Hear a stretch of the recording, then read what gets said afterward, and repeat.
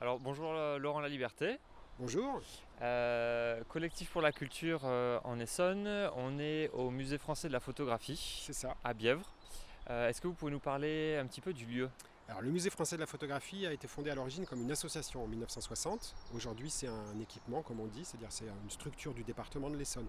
C'est un musée qui est consacré à l'histoire de la photographie, à la fois d'un point de vue technique et à la fois du point de vue des multiples utilisations qu'on a pu faire de l'image photographique dans tous les domaines. Musée qui conserve à peu près 1 million d'images de 1839 à nos jours, 25 000 pièces de matériel photographique et des dizaines de milliers d'imprimés, de documents, d'affiches, de publicités, etc., etc. Là encore couvrant toute l'histoire de la photographie.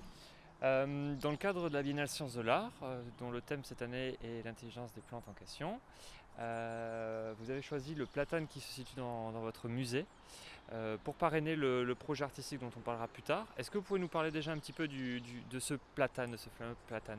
Alors c'est un platane qui nous impressionne tous les jours, qu'on chérit particulièrement. D'abord parce qu'il est très imposant, hein. Il fait quasiment 30 mètres de hauteur, il a un tronc qui fait un peu plus de 6 mètres de diamètre. On ne peut pas le rater parce qu'il est au point le plus haut du parc et on est obligé de passer en dessous quand on entre, que ce soit en voiture ou à pied. Paradoxalement d'ailleurs, c'est d'abord le tronc qu'on voit qui occulte la vue d'un certain point de vue, et puis on lève la tête et là on découvre à quel point il est gigantesque.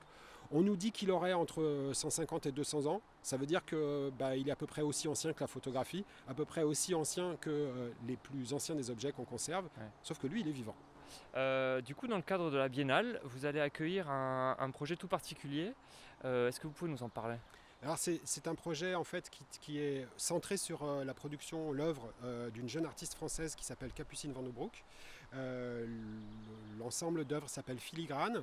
Je ne veux pas déflorer complètement, c'est le cas de le dire, je ne veux pas déflorer complètement de quoi il s'agit, mais sachez que toute l'histoire de la photographie est marquée par des liens importants entre le végétal et la photographie, de plein de façons différentes, entre autres parce que on peut faire des photographies avec des plantes. Et c'est ce qui est au cœur du travail de Capucine Vandenbroek qui sera visible à partir de la mi-novembre au musée. Très bien, merci beaucoup. Eh bien, on viendra voir ça. Avec grand plaisir.